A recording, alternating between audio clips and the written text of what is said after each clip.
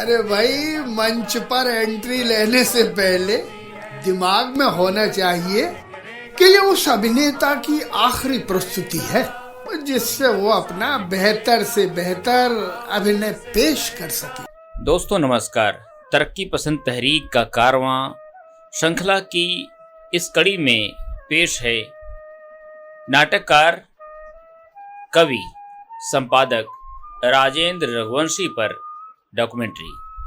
इस डॉक्यूमेंट्री की स्क्रिप्ट लिखी है लेखक पत्रकार जाहिद खान ने।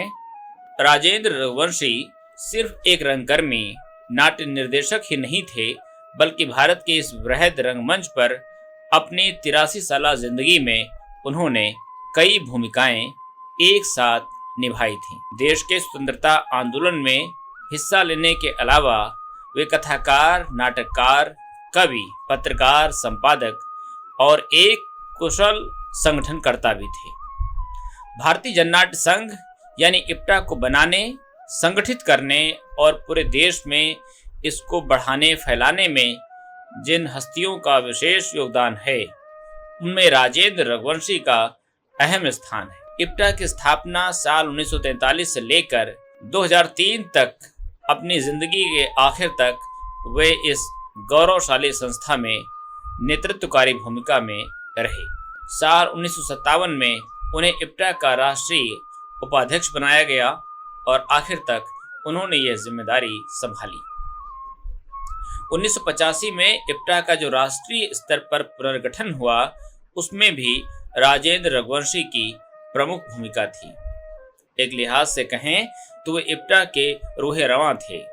खासतौर से उत्तर भारत में राजेंद्र रघुवंशी के बिना इप्टा का तस्वुर भी नहीं किया जा सकता। रंगमंच के इस अखिल भारतीय संगठन को जैसे उन्होंने अपनी पूरी जिंदगी समर्पित कर दी थी।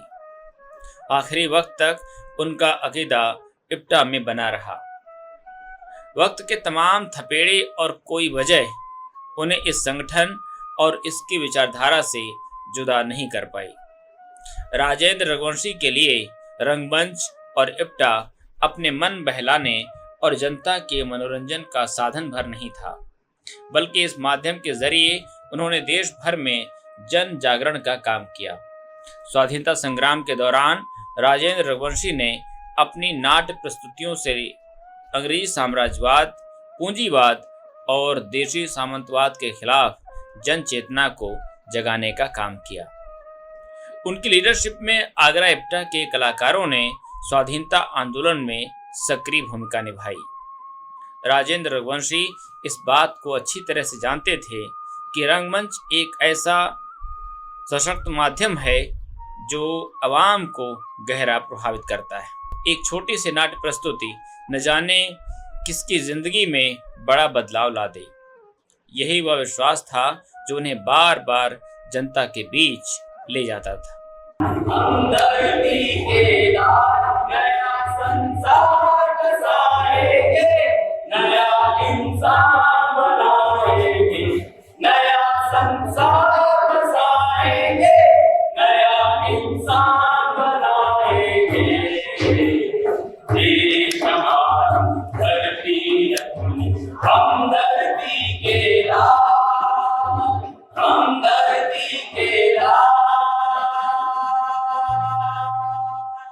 जनता भी उनके नाटकों का इंतजार करती थी।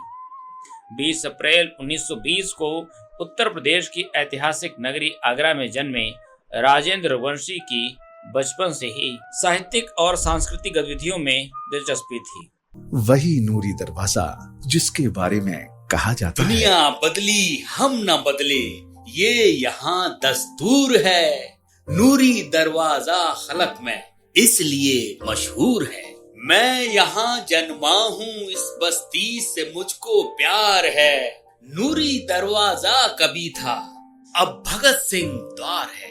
दिल शहीदाने वतन की याद से मसरूर है। दिल गलाजत में कटे पर रात तो मखमूर है। उनके पिता कुंवर हनुमंत सिंह रघुवंशी खुद एक साहित्यकार एवं पत्रकार थे। वे राजपूत नाम का एक समाचार पत्र निकालते थे। जाहिर है कि परिवार के वातावरण का उन पर भी असर होना था और हुआ। इंदौर में अपनी स्कूली शिक्षा के दौरान ही वे नाटकों में अभिनय करने लगे थे। लोक संगीत, लोकमंच के अलावा मूक फिल्मों, पारसी थिएटर, पृथ्वी थिएटर के नाटकों और उदय शंकर के बैले नृत्य ने उनके युवा मन को काफी प्रभावित किया था।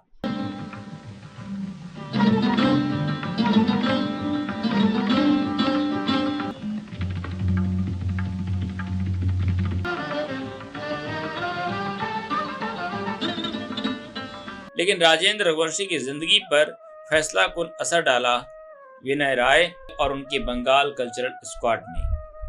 1 अप्रैल 1942 को विनय राय का बंगाल कल्चरल स्क्वाड जब आगरा पहुंचा तो राजेंद्र रघुवंशी और उनके कुछ साथियों ने ही इसके प्रदर्शन और आयोजन में हर तरह से मदद की।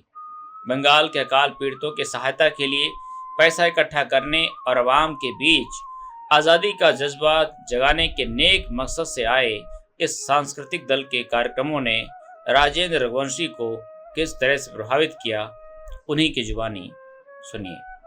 विनय राय के कार्यक्रम को देखा तो समझ में आ गया कि रंगमंच का कैसे सरलीकरण हो और कैसे इसे जन जागृति का साधन बनाया जाए, कैसे कला रूपों में नई विषय वस्तु को रखकर सामयिक बनाया जाए और कैसे कला को साम्राज्यवादियों और समाज के शत्रुओं के विरुद्ध शस्त्र के रूप में उपयोग किया जाए। बहरहाल बंगाल कल्चरल स्क्वाड की तर्ज पर राजेंद्र रघुवंशी ने अपने शहर में भी आगरा कल्चरल स्क्वाड का गठन कर दिया।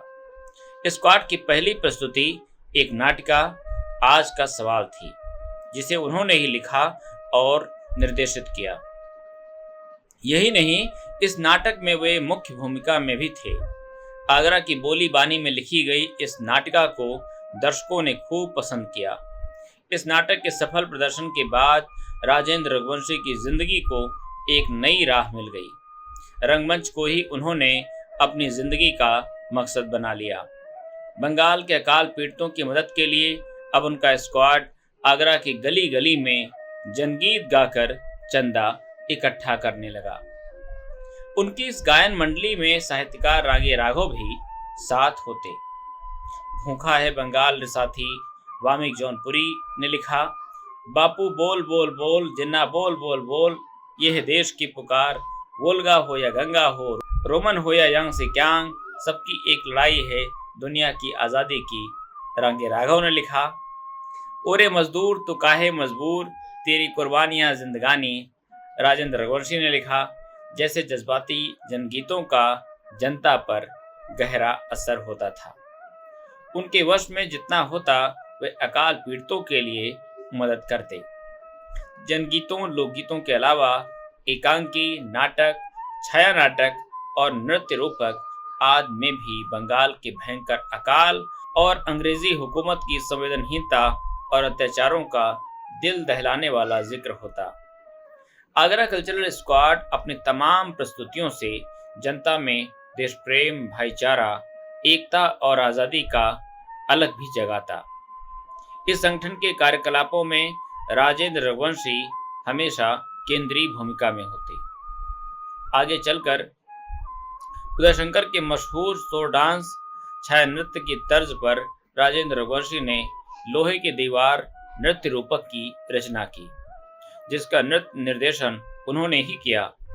रंगकर्मी रेखा जैन और कवि भारत भूषण अग्रवाल की जीवन संगिनी बिंदु अग्रवाल ने भी इस नृत्य रूपक में प्रमुख भूमिका निभाई थी। आगरा ही नहीं, उसके आसपास के जिलों अलीगढ़, फर्रुखाबाद और फतेहपुर में भी लोहे की दीवार के सफलतापूर्वक प्रदर्शन हुए। ये बतलाना लाजमी होगा कि नृत्य रूपक लोहे की दीवार बंगाल के अकाल पर ही केंद्रित थी। बंगाल के अकाल का देश भर के बुद्धिजीवियों, कलाकारों, कवि शायरों के संवेदनशील मन पर काफी असर हुआ। रागे राघव, कृष्णचंद्र, ख्वाजा अहमद अब्बास, वामिक जौनपुरी, अली सरदार जाफरी, अमृतलाल नागर, हरवंश राय बच्चन जैसे रचनाकारों ने इससे प्रेरित होकर कई कालजयी रचनाएं लिखीं। रागे राघव तो डॉक्टरी जत्थे के साथ बंगाल के अकाल पीड़ित इलाके में गए और उन्होंने गांव-गांव घूमकर रिलीफ कार्य किए। वहां से लौटे तो उन्होंने दिल को झकझोर देने वाला रिपोर्टाज तूफानों के बीच और उपन्यास विषाद मठ लिखा। राजेंद्र रघुवंशी ने रांगे राघव के रिपोर्टाज और डायरी के आधार पर आधा सेर चावल एकांकी लिखी। सच्ची घटनाओं के इर्द गिर्द बुनी इस एकांकी का जनता के दिलो दिमाग पर गहरा असर पड़ा। ये यूं कहें गहरा असर होता था। बंगाल में अनाज का कृत्रिम अभाव पैदा कर मुनाफाखोरों ने किस तरह का माहौल पैदा कर दिया था और अंग्रेजी हुकूमत की संवेदनहीनता, अमानवीय चेहरा बड़े ही अच्छी तरह से इस एकांकी में नुमाया हुआ था। 25 मई 1943 को जब बम्बई में इंडियन पीपुल्स थिएटर एसोसिएशन यानी इप्टा का गठन हुआ तो देश में जितने भी समान धर्मा सांस्कृतिक संगठन काम कर रहे थे उन्होंने इप्टा में अपना विलय कर लिया। आगरा कल्चरल स्क्वाड और डॉक्टर रशीद जहां का ग्रुप थिएटर भी इप्टा में शामिल हो गया।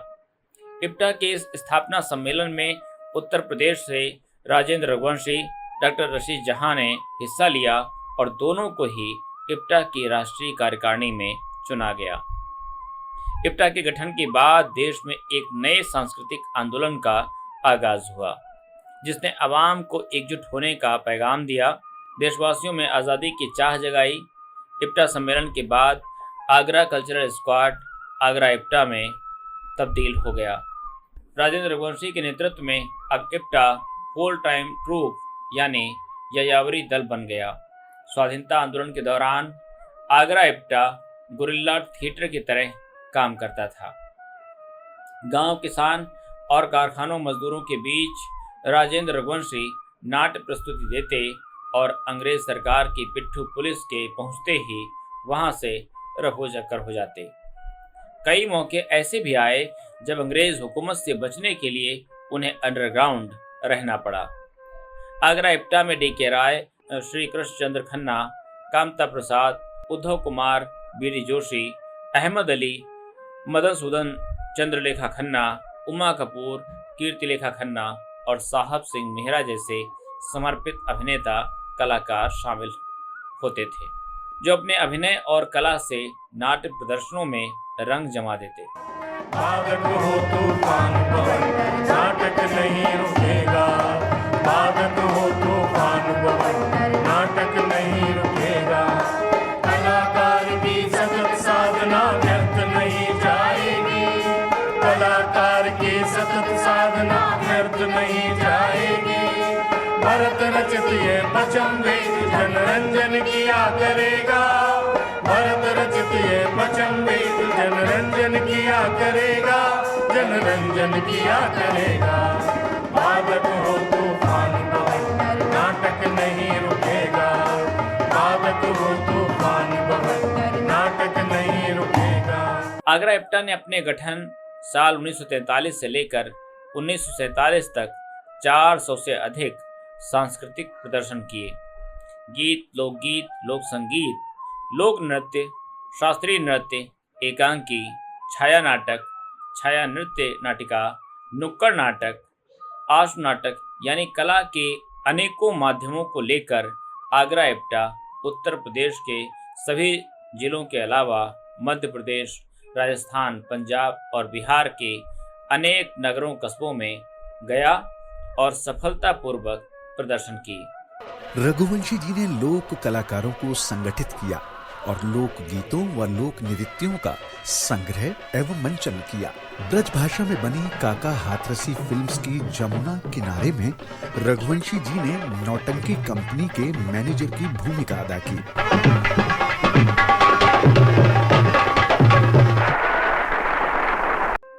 आगरा इप्टा के कार्यक्रमों ने देशवासियों में देश प्रेम और आज़ादी का जज्बा जगाया, अंग्रेजी हुकूमत के खिलाफ एकजुट किया। उनकी हर प्रस्तुति में एक संदेश होता था। कला के केंद्र में जनता और उसकी समस्याएं होती थीं। यही वजह है कि इप्टा के कार्यक्रम जनता में खूब लोकप्रिय होते थे। राजेंद्र रघुवंशी जनता के नब्ज को अच्छी तरह से पहचानते थे। वे जहां भी जाते सबसे पहले उस क्षेत्र की बुनियादी समस्याओं को जानते समझते और नाट्य प्रदर्शनों में इन समस्याओं का समावेश कर देते, जिसे जनता खूब सराहती। राजेंद्र रघुवंशी अपने नाटक, एकांकी, आशु नाटक और गीत नाट्य में न सिर्फ अंग्रेजी हुकूमत की शोषणकारी और जन विरोधी प्रवृत्तियों पर प्रहार करते, बल्कि देशी सामंतों, तालुकेदारों, जमींदार, नौकरशाहों का दमनकारी चेहरा भी उजागर करते। जनता इन प्रदर्शनों को देखकर आंदोलित हो उठती। इन क्रांतिकारी प्रदर्शनों के चलते कई बार ऐसा भी मौका आया जब आगरा इप्टा और राजेंद्र रघुवंशी अंग्रेजी हुकूमत और देशी सामंतों, मिल मालिकों के निशाने पर आए। उन्हें परेशान किया गया, लेकिन फिर भी राजेंद्र रघुवंशी ने नाट्य कर्म से अपना नाता नहीं तोड़ा। नाट्य पितामह राजेंद्र रघुवंशी मेरे पिता तो थे ही, उसके साथ साथ मेरे गुरु भी थे। नाट्य कला मैंने उन्हीं से सीखी। वो हमेशा कहा करते थे, नाटक जारी है। उनका एक लिखा गीत, बाधक हो तूफान बवंडर, नाटक नहीं रुकेगा, की पंक्तियों में उन्होंने नाट्य कला को पांचवा वेद कहा था। कलाकार की सतत साधना व्यर्थ नहीं जाएगी, भरत रचित ये पचम वेद जन रंजन किया करेंगे। वो बहुआयामी व्यक्तित्व के धनी थे। कॉन्फिडेंस उनमें गजब का था। उदारता, सहयोगी और बहुत सारे गुण जो उनमें थे। मैंने सीखा उनसे बहुत कुछ, और बहुत सारे आने वाले कलाकारों ने उनसे बहुत कुछ सीखा। बहुत लोगों को उन्होंने पत्रकार, लेखक और कवि भी बनाया। उन्हें जो सही लगा वही किया। कोई भी ताकत उन्हें रंगकर्म करने से रोक नहीं पाई। अपने ऊपर हुए इन हमलों से वे और भी ज्यादा मजबूत हो जाते थे। लाखों लोगों के शहादत और कुर्बानियों के बाद आखिरकार 15 अगस्त 1947 को मुल्क आज़ाद हुआ। लेकिन अंग्रेज़ों से यह आज़ादी हमें विभाजित होकर मिली। देश भारत और पाकिस्तान के बीच बंट गया। सांप्रदायिक दंगों की आग से पूरा देश जल उठा। ऐसे शिकस्ता और हंगामे खेज माहौल में राजेंद्र रघुवंशी और आगरा इप्टा ने अपनी हिम्मत नहीं हारी। उन्होंने हिंदू मुस्लिम एकता, सांप्रदायिक सौहार्द और राष्ट्रीय एकता का संदेश देने वाले कार्यक्रम बनाए। जब चारों तरफ तनावपूर्ण माहौल था, राजेंद्र रघुवंशी ने अपने नाटक, आशु नाटक और शैडो प्ले के माध्यम से देशवासियों में एकता एवं सद्भावना का पैगाम पहुंचाया। आगरा इप्टा ने इस पृष्ठभूमि पर जो शैडो प्ले हमारा देश तैयार किया, उसे राजेंद्र रघुवंशी ने ही लिखा और वे ही इसकी जज्बाती कमेंट्री किया करते थे। इस छाया नाटक में उन्होंने 1857 की पहली क्रांति से लेकर मुल्क की आज़ादी, बंटवारे और उसके बाद के पूरे परिदृश्य को बड़े ही प्रभावी ढंग से समेटा था, जिसे देशवासियों ने खूब पसंद किया। दुनिया में बहुत कम ऐसे लोग हैं जो कलाओं को अपना जीवन समर्पित करते थे। ऐसे बहुत कम लोगों में से एक मेरे गुरु भी थे, राजेंद्र रघुवंशी जी, जिनके साथ मैंने अपने जीवन के लगभग 18 वर्ष बिताए। आगे भी राजेंद्र रघुवंशी ने अपने नाटकों के जरिए ये सिलसिला जारी रखा और अवाम के बीच सांप्रदायिकता विरोधी जनचेतना जागृत करते रहे। राजेंद्र रघुवंशी ने जितना भी रंगकर्म किया, उनके ज़हन में हमेशा इप्टा की यह थीम लाइन रही, people's theatre stars the people, यानी इप्टा की नायक जनता है। उन्होंने सही मायने में जनता के थिएटर या अवामी थिएटर को विकसित किया। राजेंद्र रघुवंशी के नाटकों में आम आदमी और उसकी समस्याएं ही असली नायक रहीं। अपने नाटकों की रचना वे कुछ इस तरह से करते थे कि उनमें आम आदमी की सारी समस्याएं आ जाएं। उनकी शिक्षाओं में बहुत अलग अलग किस्म की चीजें थी। सिर्फ नाटक या रंगमंच से जुड़ी शिक्षा देना ही उनका मकसद नहीं था। उनका मकसद एक बेहतरीन इंसान बनाना भी। पर्वतिया में घरे बुक तुमला पाहाड़ी মই ছোৱালী নুকুধিবা মই লিম্বু গৰম নে মগৰ ৰাইতা মানে বৰখালী এই সেউজীয়া অসমত সেউজীয়া মন পুৱাৰ কোমল ৰদালি। यही नहीं, जनता की बोली और दिलचस्पी का भी वे हर मुमकिन ख्याल रखते थे। जनरुच की उन्होंने कभी अवहेलना नहीं की। यही वजह है कि उनके नाटकों के प्रदर्शन में हजारों की भीड़ उमड़ पड़ती थी। लोग उनके नाटकों का इंतजार करते। राजेंद्र रघुवंशी को खास तौर पर एक्सटेम्पोर प्ले यानी आश नाटक लिखने में महारत हासिल थी। जिस स्थान पर पहुंचते पहले वहां की समस्याओं को अच्छी तरह से समझते, फिर उसे नाटक में ढालते, किरदारों का चयन होता और रिहर्सल शुरू हो जाती। राजेंद्र रघुवंशी के निर्देशन में आगरा इप्टा ने तकरीबन 50 आश नाटक किए, जिनमें साहूकार के हथकंडे, अत्याचार का अंत, फांसी, इप्टा सम्मेलन, यूथ क्लब और प्लानिंग प्रमुख हैं। उर्दू नाटककार इम्तियाज अली ताज के नाटक चचा छक्कन ने तस्वीर टांगी पर आधारित प्लानिंग नाटक के उन्होंने 500-600 के करीब सफल प्रदर्शन किए। राजेंद्र रघुवंशी नाट्य लेखन और अभिनय दोनों में ही इम्प्रोवाइजेशन में विश्वास रखते थे। परिस्थितियों और दर्शकों का मिजाज देखकर कई बार नाट्य प्रस्तुति में फेरबदल कर देते थे। दर्शकों को इस बात का पता भी नहीं चलता था। राजेंद्र रघुवंशी स्वाभाविक अभिनय के पक्षधर थे। अपने नाटकों में वे कलाकार को अभिनय के लिए पूरी छूट देते थे कि वो अपना स्वाभाविक अभिनय करे। जरूरत पड़ने पर ही वे उन्हें कोई सलाह देते। भाई वाह बजरंगी, वाह जमुना की सौंप, बहुत बढ़िया जोरदार नगीना छांट के लायो यार। हीरा की परख चोरी ही कर सके सेठ जी। आज तो ऐसी चांदी बरसी है जैसी कबू न बरसी। यही वजह है कि कलाकारों के साथ उनकी बहुत अच्छी ट्यूनिंग बन जाती थी। कलाकार इशारे में समझ जाते थे कि वे उनसे क्या चाहते हैं। राजेंद्र रघुवंशी की गीत, संगीत और नृत्य में भी अच्छी पकड़ थी। वे बढ़िया कवि थे। उनकी कविता और गीत उस दौर के प्रसिद्ध पत्र पत्रिकाओं में प्रकाशित होते रहते थे। नाटक की सिचुएशन को देखकर वे कई बार खुद ही गीतों की रचना कर देते थे। उनके गीतों में सामयिकता होती थी। उनके कुछ प्रमुख गीत हैं। पूर्ण प्रकाश लाल किरण धरती पर उठी, पूर्ण प्रकाश जन जन उत्सव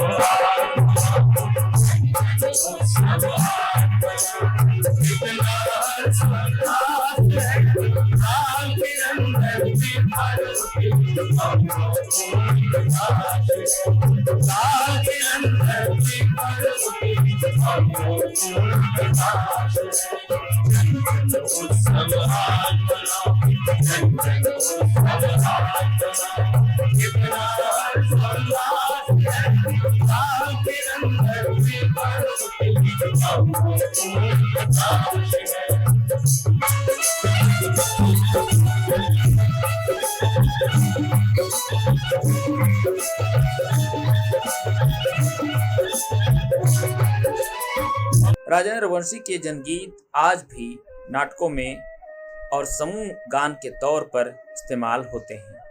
आश नाटक के अलावा राजेंद्र रघुवंशी ने अनेक गीत नाट्यों की रचना और उनका निर्देशन भी किया। गीत नाट्य में हर तरह के प्रयोग करते थे। लोक नृत्य, शास्त्रीय नृत्य और यहाँ तक कि पाश्चात्य नृत्य भी उनके गीत नाट्य में होता था। ये गीत नाट्य जनता में खूब लोकप्रिय थे।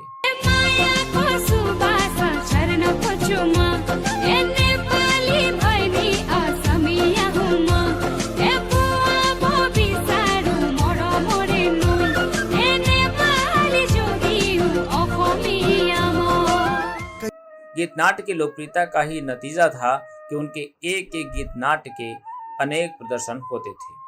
लोहे की दीवार, समझौता, शंभु निशंभु मर्दनी, डिगो गार्सिया, फिलिस्तीन, शकुंतला राजेंद्र रघुवंशी के चर्चित गीत नाट्य हैं। राजेंद्र रघुवंशी ने रंगमंच और अपनी नाट्य प्रस्तुतियों में न सिर्फ पारंपरिक लोक नाट्य कलाओं का कुशलतापूर्वक समावेश किया, बल्कि वे इसमें नए नए प्रयोग भी करते रहते थे।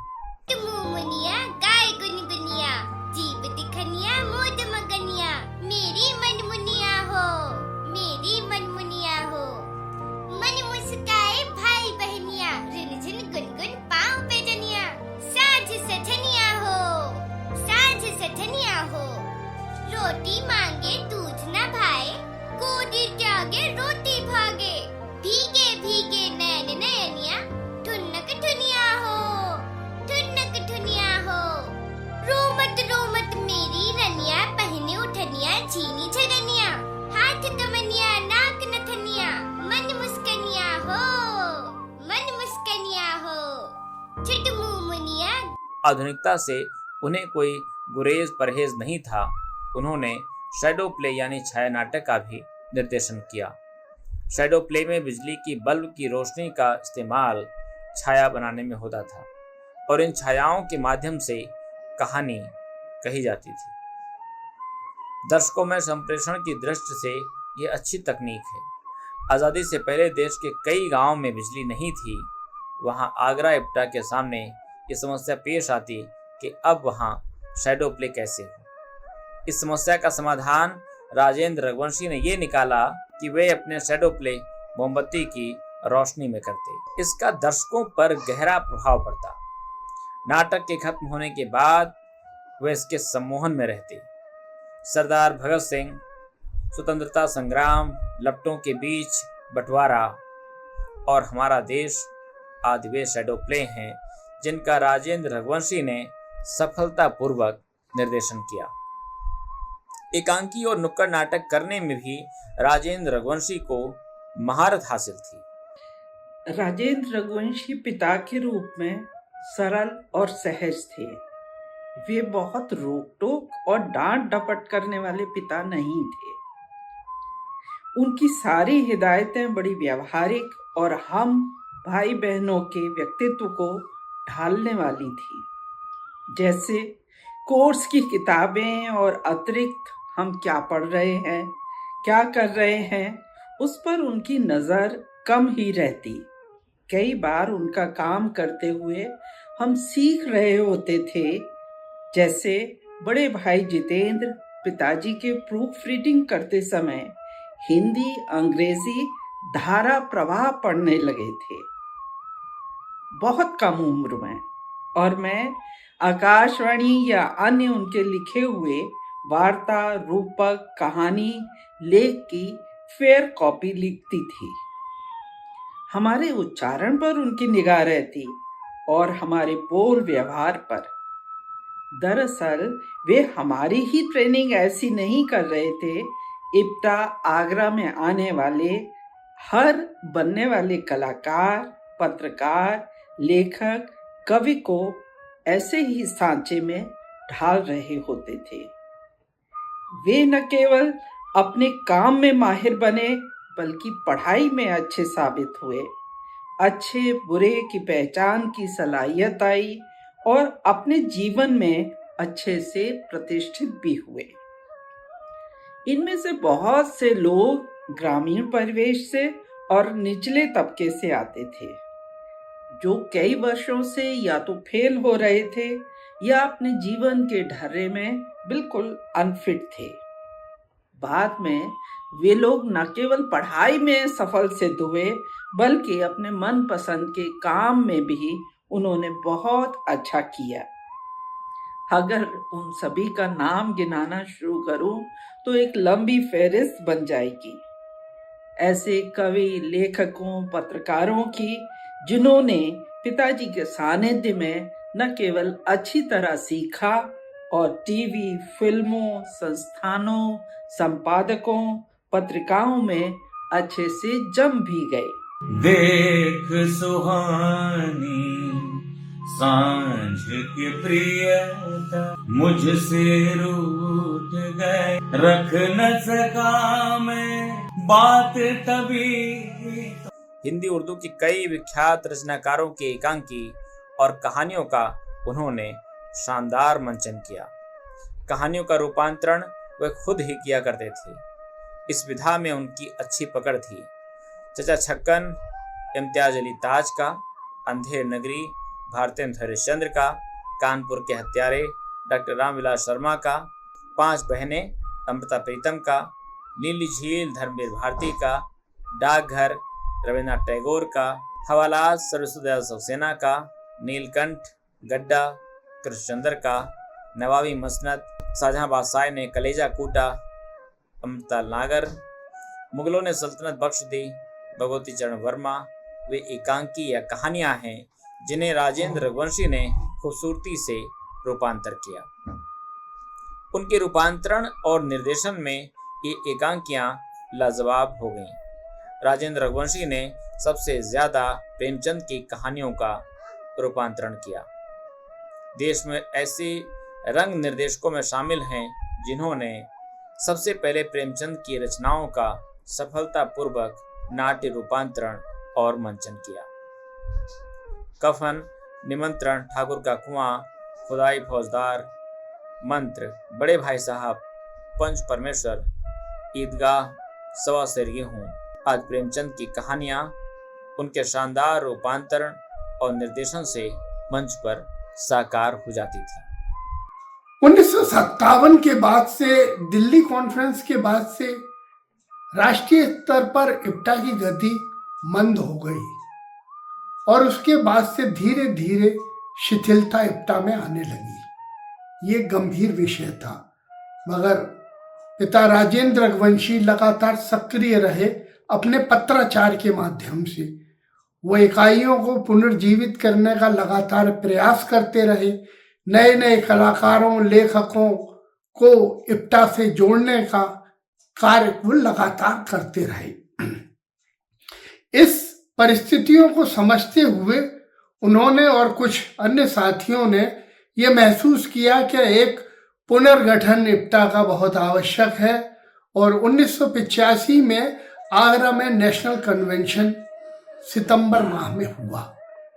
मेरे पिता ने उसकी अगुवाई की, बहुत परिश्रम किया उन्होंने और उसके बाद उसमें लगभग 400 कलाकार और प्रतिनिधि आए और उसके बाद से इप्टा की सक्रियता बहुत बढ़ गई और उन्होंने कला के साथ साथ एक अपना लेखन कर्म भी लगातार जारी रखा। हिंदी साहित्य की तमाम विधाओं पर उन्होंने लिखा, नाटक, रूपांतर, कहानी, उपन्यास, गीत, कविता, रिपोर्टाज, वार्ता, साक्षात्कार, ये सब अलग अलग पत्र पत्रिकाओं में उनके समय समय पर छपते रहे। 50 के दशक में उन्होंने विमेन्स इप्टा और लिटिल इप्टा की स्थापना की। उनके यायावर दल से प्रेरणा लेकर नुक्कड़ नाटकों का सृजन हुआ। हमें इस बात की बहुत खुशी है और गर्व भी है कि आगरा इप्टा एकमात्र देश भर में ऐसी इकाई है जो 1942 से लेकर 2025 तक लगातार सक्रिय है। इनकलाब के नाम से सत्ता का सीना फैलाया, सत्ता का सीना फैलाया, सत्ता का सीना फैलाया। इनकलाब के नाम से सत्ता का सीना फैलाया, सत्ता का सीना फैलाया, सत्ता का सीना फैलाया। लाठी गोली जेलों का मोजुम तशद्दुद झुलाया, मोजुम तशद्दुद झुलाया, मोजुम तशद्दुद झुलाया।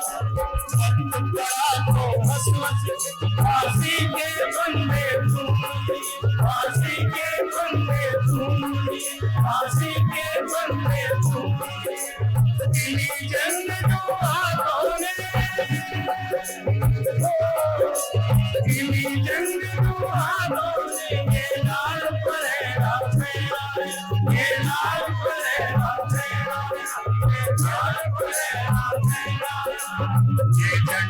प्राणों से प्यारा सदाए लेके पास ये इब्टा प्राणों से प्यारा सदाए लेके पास लाल किरण धरती पर उड़ी लाल किरण धरती पर कितना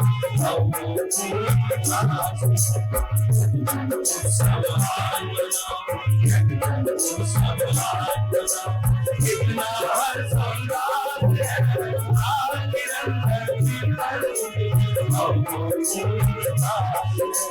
लाल किरण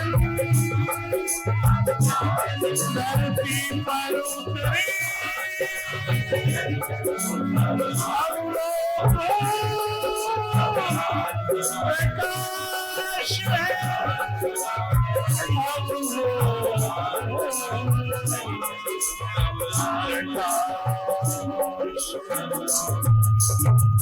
राजेंद्र रघुवंशी खुद भी अच्छे नाटककार थे। उन्होंने कई नाटक, एकांकी, गीत नाट्य, नुक्कड़ नाटक और रेडियो नाटक लिखे। पंचशील, आदमखोर, केचुए, मुसीबत है, नज़ीर बेनज़ीर, माया सरोवर, पहेली, पुकार बांग्लादेश की। जहां राजेंद्र रघुवंशी के पूर्णकालिक नाटक हैं तो वहीं कांव कांव, आगंतुक, जीवन वरदान, आज़ादी के बाद, आज का सवाल, राजा जी दिल बैठा जाए, आधा सेर चावल, घायल पंजाब, भगवान कलयुग के, गिरती दीवारें, तू तू मैं, झंडा राम पिंजड़े में और रज़िया सुल्तान उनकी प्रमुख एकांकियां हैं। रंगमंच के विकास में राजेंद्र रघुवंशी का योगदान इस मायने में भी है कि उन्होंने देशी विदेशी साहित्यकारों की महान रचनाओं का न सिर्फ नाट्य रूपांतरण किया बल्कि उनका निर्देशन भी किया। प्रेमचंद के क्लासिक उपन्यास गोदान, सेवा सदन, प्रेमाश्रम, सूर्य की आंखें के रूपांतरण के अलावा निर्देशन की जिम्मेदारी भी उन्होंने ही निभाई। खामोश अदालत जारी है, जाति पूछो साधु की, चीफ मिनिस्टर, आधे अधूरे, बड़ी बुआ जी, तुगलक, कृति विकृति, किस्सा जागते सोते का, इन्ना की आवाज, उत्तर रामचरित, तुलसीदास, कब तक पुकारूं, आखिरी धब्बा, मानस का हंस, यहूदी की लड़की, हलवा क्लब जैसे हिंदी उर्दू जबान के चर्चित पूर्णकालिक नाटक राजेंद्र रघुवंशी के निर्देशन में खेले गए। राजेंद्र रघुवंशी जी को याद करते हुए बहुत सारी बातें याद आती हैं।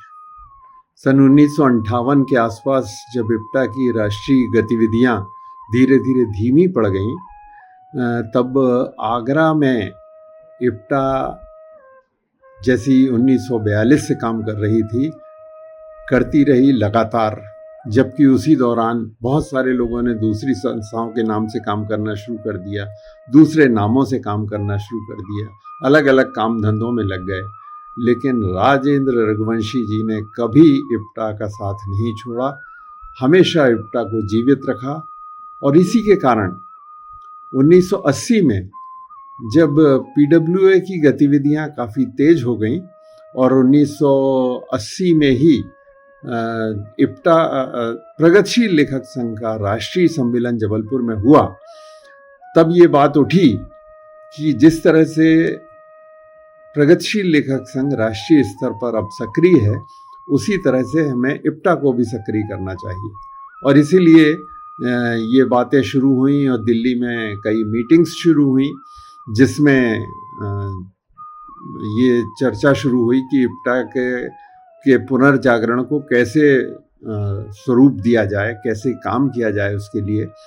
और इस समय लगभग लगातार दिल्ली में कई बैठक हुई, जिनमें मध्य प्रदेश से मैं और राजेश जोशी जाया करते थे, उत्तर प्रदेश से आदरणीय रघुवंशी जी आते थे, जितेंद्र भाई आते थे और राकेश जी आते थे, पटना से, लखनऊ से, पटना से तनवीर भाई आते थे और राजस्थान से रवि चतुर्वेदी, रणवीर सिंह जी, ये सभी लोग आया करते थे उस समय। और दक्षिण से भी कई लोग आया करते थे, प्रताप रेड्डी जी का नाम मुझे याद है। तो इन सब से मिलकर जब ये तय हुआ कि एक राष्ट्रीय सम्मेलन किया जाए, लेकिन राष्ट्रीय सम्मेलन करने के पहले तैयारी के तौर पर हमें एक छोटा मोटा एक कन्वेंशन करना चाहिए। तो कहा कि कहाँ करना चाहिए, तो स्वाभाविक रूप से राजेंद्र रघुवंशी जी ने कहा कि उसको तो आगरा में ही होना चाहिए, क्योंकि आगरा इतना बड़ा केंद्र है इप्टा का। और जब कहीं पे भी इप्टा का काम नहीं हो रहा था बम्बई को छोड़ के, तब भी आगरा में हमेशा इप्टा रही और हमेशा काम करती रही, हमेशा गतिविधियां चलती रहीं। तो इसलिए ये चुना गया कि आगरा में ही कन्वेंशन हो। और इतना उत्साहपूर्ण, इतना आत्मीय, एक बड़ी सी धर्मशाला में ये कन्वेंशन हुआ था, जिसमें इप्टा के सारे पुराने सितारे शामिल हुए थे और सारी व्यवस्थाएं, सब कुछ आगरा के लोगों ने किया था। जबकि आगरा में आर्थिक क्षमता नहीं थी, लेकिन राजेंद्र रघुवंशी जी का और उनके पूरे परिवार का इस आगरा शहर में इतना आत्मीय लगाव रहा है कि सारे आगरा के लोग इस सम्मेलन को सफल बनाने में जुट गए। और उसका परिणाम ये हुआ कि बहुत सफल सम्मेलन हुआ और लोगों ने बहुत मज़ा लिया, बहुत अच्छी बातचीत हुई, नाटक हुए, संगीत हुआ, नुक्कड़ नाटक हुए, खूब चर्चाएं हुई, खूब लोग आगे से मिले। और उसी का परिणाम ये हुआ कि हम हैदराबाद में 9वां राष्ट्रीय सम्मेलन कर सके। और उस सम्मेलन में भी राजेंद्र रघुवंशी जी का अभूतपूर्व योगदान था। और जैसे तमाम लोग वहाँ पर हॉल वगैरह में रुके हुए थे, क्योंकि कुछ अव्यवस्था हो गई थी शासन के असहयोग के कारण, तो सब कोई पट्टियों पे सो रहे हैं, सब कुछ कर रहे हैं। लेकिन अति आनंद का वो समारोह था और सम्मेलन था। और रघुवंशी जी की विशेषता ये थी कि वो हर एक को अपने साथ रख लेते थे, हर एक से इतना प्रेम करते थे, हर एक का इतना उत्साहवर्धन करते थे। जब भी कोई नौजवान कोई नई बात कहता था, अच्छी बात कहता था, तो हमेशा उसे उसका उत्साहवर्धन करते थे, उसको आगे बढ़ाते थे। वो हर एक को चिट्ठियाँ लिखते थे, उनके पोस्ट कार्ड हर जगह पहुँचते थे और उसमें भी केवल उत्साहवर्धन, हाँ बहुत अच्छा कर रहे हो, खूब आगे बढ़ो और ये करो और वो करो। और रघुवंशी जी की एक बहुत बड़ी खासियत ये रही कि उन्होंने जिस तरह से आगरा में काम किया है वो एक मिसाल बन गया है। नाटक लिखना, नाटक में अभिनय करना, लोगों को जोड़ना, गांव-गांव जाना, मिलों में जाना, कस्बों में जाना, मजदूर बस्तियों में जाना, उनके बीच में उनके गीत गाना, उनके साथ नुक्कड़ करना, उनके साथ नाटक करना। अद्भुत काम, अद्भुत मतलब अद्भुत, और इसकी कोई सानी नहीं। और ऐसे रघुवंशी जी को हम लोग हमेशा याद करते हैं और बहुत शिद्दत से याद करते हैं, और उनका प्रेम, उनका स्नेह हमेशा याद आता है। शुक्रिया। भारतीय भाषाओं के साथ साथ राजेंद्र रघुवंशी ने विदेशी भाषाओं में भी जो उत्कृष्ट रचनाएं लिखी गई थीं उनका भी मंचन किया। मैक्सिम गोर्की की पैटी बुर्जुआ, टुकड़े टुकड़े सच और चेलकास के तलछटिए के तौर पर शेक्सपियर के हैमलेट, मिखाइल जोसेंको का हिटलर की हजामत, मॉलियर का सच्चे मियाँ के रूप में नाट्य रूपांतरित होकर दर्शकों के बीच आए। राजेंद्र रघुवंशी के निर्देशन की यह खूबी थी कि उन्होंने इन रचनाओं का पूरी तरह से भारतीयकरण कर दिया। नाटक देखते हुए मालूम ही नहीं चलता था कि ये नाटक विदेशी रचनाकारों और एक अलग पृष्ठभूमि में लिखे गए हैं। यही उनका कमाल था। राजेंद्र रघुवंशी अपने नाटकों में इस बात का ख्याल रखते थे कि ये नाटक समकालीन परिवेश और समस्याओं को अच्छी तरह से उभारे। अवाम इन नाटकों को देखकर अपने घर कुछ विचार, संदेश लेकर जरूर जाए। मसलन डॉक्टर रामविलास शर्मा का नाटक कानपुर के हत्यारे कानपुर की ही एक प्रमुख घटना पर केंद्रित था, जिसमें सरमाएदार और पुलिस के नापाक गठबंधन ने निहत्थे मजदूरों पर गोलियां चलाई थीं। वही रांगे राघव का चर्चित नाटक आखिरी धब्बा गोवा के मुक्ति संग्राम पर आधारित था। इस नाटक में रांगे राघव, राजेंद्र रघुवंशी और जनवादी गीतकार शैलेंद्र के गीत भी इस्तेमाल किए गए थे। शैलेंद्र का क्रांतिकारी गीत क्रांति के लिए, इसी नाटक में यह गीत पहली बार इस्तेमाल किया गया था। राजेंद्र रघुवंशी के लिखे गए नाटक काफी चर्चित रहे।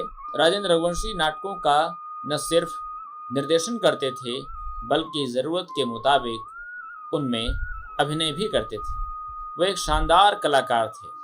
गोदान के अहम किरदार पूरी की भूमिका उन्होंने खुद की और धनिया की भूमिका उनकी जीवन संगिनी अरुणा रघुवंशी ने निभाई थी।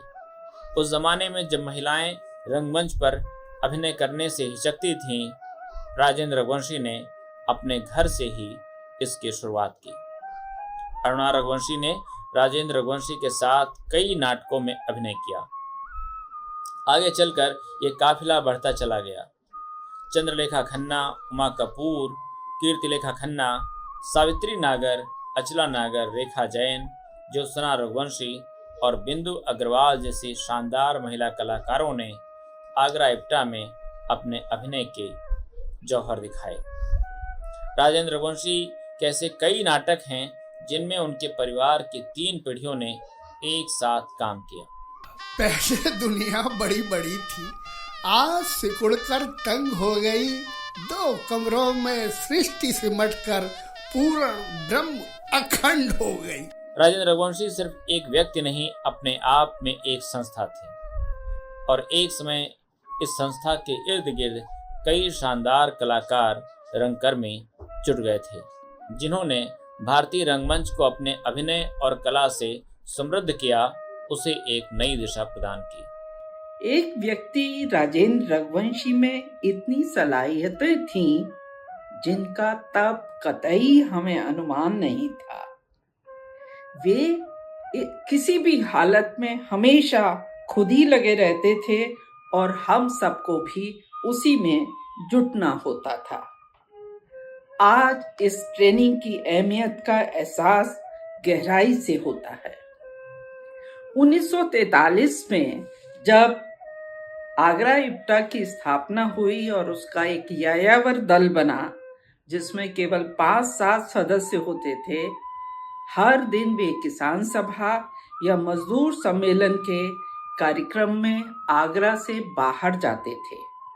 शो से पहले वे वहां की मुसीबतों परेशानियों का जायजा लेते और शाम को आशु नाटक करते थे, जो दर्शकों को अपनी कहानी लगती थी। ऐसा लगता था कि ये सब कुछ उनके जीवन से जुड़ा हुआ है, जो उनके संघर्ष को और मजबूती देता और दिशा देने वाला होता। लोकल, राष्ट्रीय, अंतर्राष्ट्रीय मुद्दों पर रोचक प्रस्तुतियों को वे करते थे, जिनके बहुत से किस्से हैं जो रोचक होने के साथ साथ आशु नाटकों के प्रभाव को भी दर्शाते हैं। कितना हर्षोल्लास है, लाल किरण धरती पर उतरी, अब वो पूर्ण प्रकाश है। लाल किरण धरती पर उतरी, अब वो पूर्ण प्रकाश है। मंत्र मार्क्स ने फूंका, उसको लेनिन का वरदान मिला। भारतीय थिएटर को राजेंद्र रघुवंशी की एक बड़ी देन यह भी है कि उन्होंने रंगकर्म और नाटक को बड़े बड़े थिएटर घरों से निकालकर आम जन से जोड़ा, उनकी सांस्कृतिक अभिरुचि परिष्कृत की। राजेंद्र रघुवंशी ने लोक संस्कृत को हमेशा अपने रंगकर्म के केंद्र में रखा। नाटकों में स्थानीय लोकगीत, लोक नृत्य को प्रमुखता दी। प्रसिद्ध साहित्यकार अमृतलाल नागर ने राजेंद्र रघुवंशी के रंगकर्म का मूल्यांकन करते हुए कहा था, रघुवंशी जी उस रंगमंच के विधाता और प्रेरक हैं जो सीधा जनता के बीच जाता है। अमृतलाल नागर की ये बात सही भी है। राजेंद्र रघुवंशी का नाटक न सिर्फ सीधे जनता के बीच जाता था, बल्कि उनके दिल में भी जगह बनाता था। आज भी उनके कई नाटक यदि खेले जाते हैं और नाटकों में उनके जनगीतों का इस्तेमाल होता है तो उसके पीछे यही ताकत है। मैं भी कैसा पत्रकार हूँ, देख रहा अपनी आंखों से कटते मरते भेड़ों के ये झुंड। नाम फौजे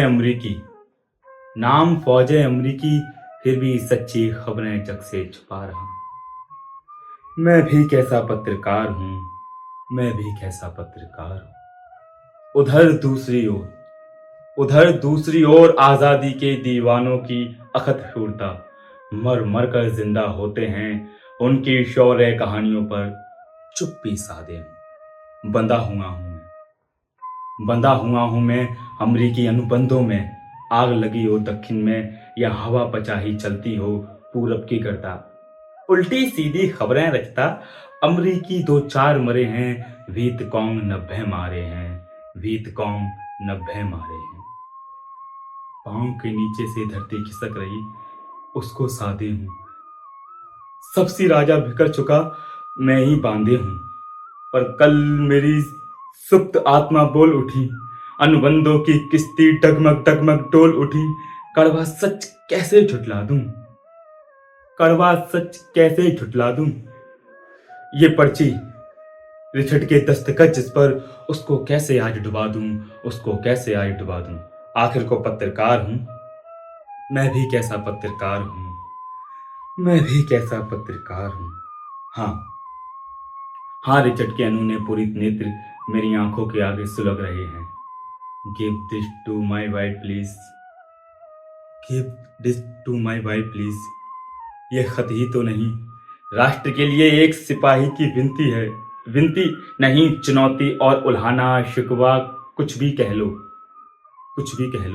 अमेरिका से नहीं, विश्व से करता है फरियाद। कैसी आर्त पुकार, किसकी?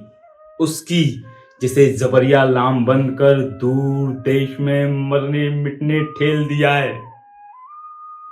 युद्ध घृणा की आग लगाने, भारी भारी बम गिराने, उन निरीह लोगों का जीवर खून बहाने, और बदले में अभिशाप मिला है। पत्नी बच्चे छूट गए, मरने का हरदम खतरा है।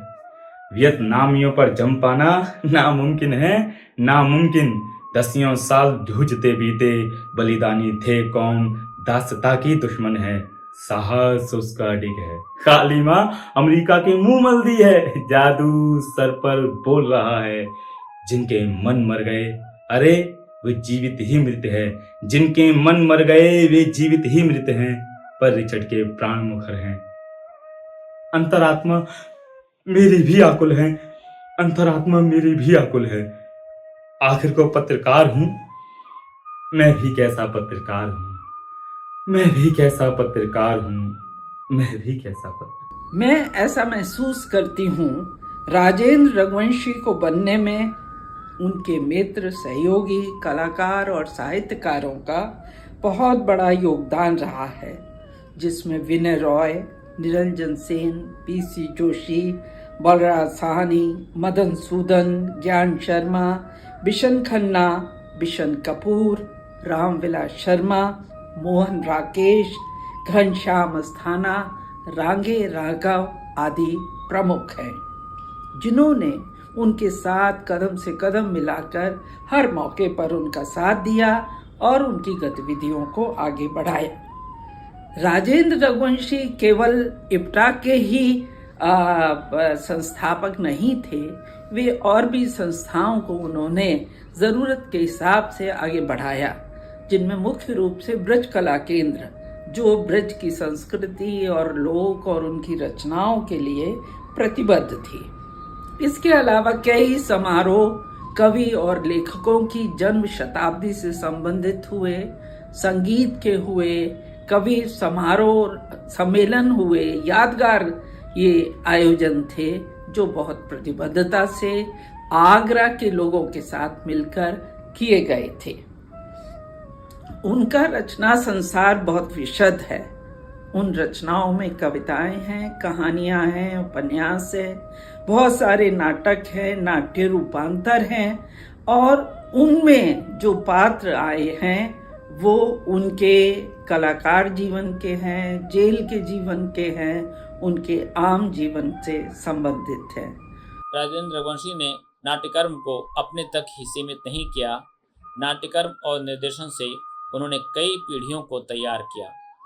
इप्टा के तर्ज पर बच्चों के लिए उन्होंने लिटिल इप्टा का भी गठन किया था।